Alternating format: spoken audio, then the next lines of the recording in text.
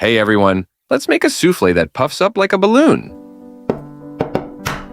First things first, get those yolks and whites to go their separate ways. Make sure your bowls are spick and span, and keep that yolk away from the whites like they're exes at a party. To the yolks, toss in a tablespoon of sugar, a tiny pinch of salt, and give it a good mix. And while you're busy wrangling those yolks, pop the whites in the freezer for 10 minutes. They'll whip up better if they're a bit chill. Throw in a tablespoon of milk.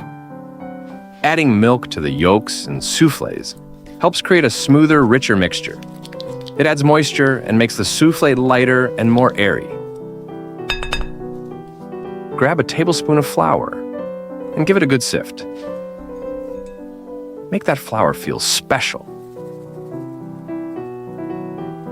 But hey, if you're feeling lazy, no worries. Skip the sifting. Your soufflé will survive.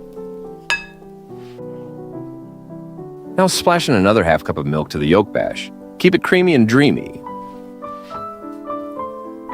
Drop a comment below and let me know which country you're watching from.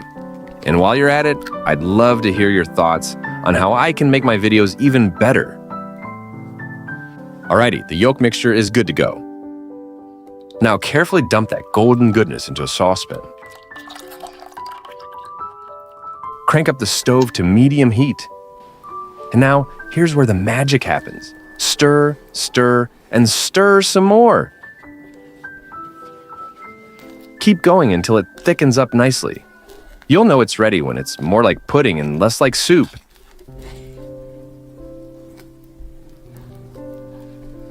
Almost done. Just leave the pan on the stove. But turn off the heat. Chuck in a big old tablespoon of butter and start stirring. Keep at it until that butter's melted down and looking all smooth and glossy, like it's ready for its close-up. Now hit it with a splash of vanilla, about a teaspoon, but who's counting? Heads up though, it's about to smell amazing, so you're gonna need some serious self-control not to devour it right then and there. Transfer that mixture into a fresh bowl. Nobody likes extra dishes, but hey, it's necessary. Then slap some cling film on top, like you're tucking it in for a nap. And toss it in the fridge for a bit to cool down even more. All right, now let's get the soufflé mold prepped. Grab some butter and go to town, greasing up the mold. Every corner needs love. That way, your soufflé will have a nice, sweet slide upwards while baking. Next, take a spoonful of sugar and toss it into the mold. Now here's the fun part. Hold the mold and give it a gentle spin like it's on a sugar-coated merry-go-round. Keep rotating until every inch of the buttered surface is covered with a sweet sugar layer. All right, here we go.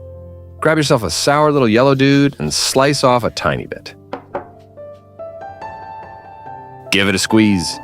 Lemon juice is like a superhero for egg whites, making them stay strong.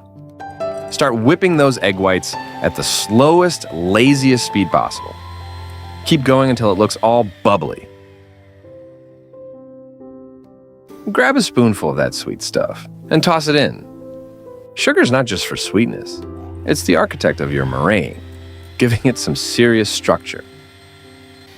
Crank up the speed gradually. We're talking from casual stroll to full-on sprint here. You're aiming for stiff peaks, like mini mountains in your bowl that hold their shape when you lift the whisk. Voila, you've got yourself some meringue.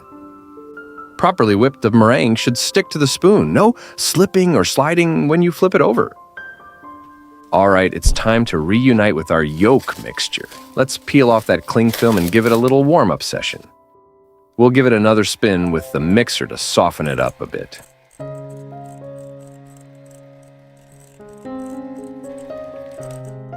Ah, look at that. Now toss in a few spoonfuls of meringue.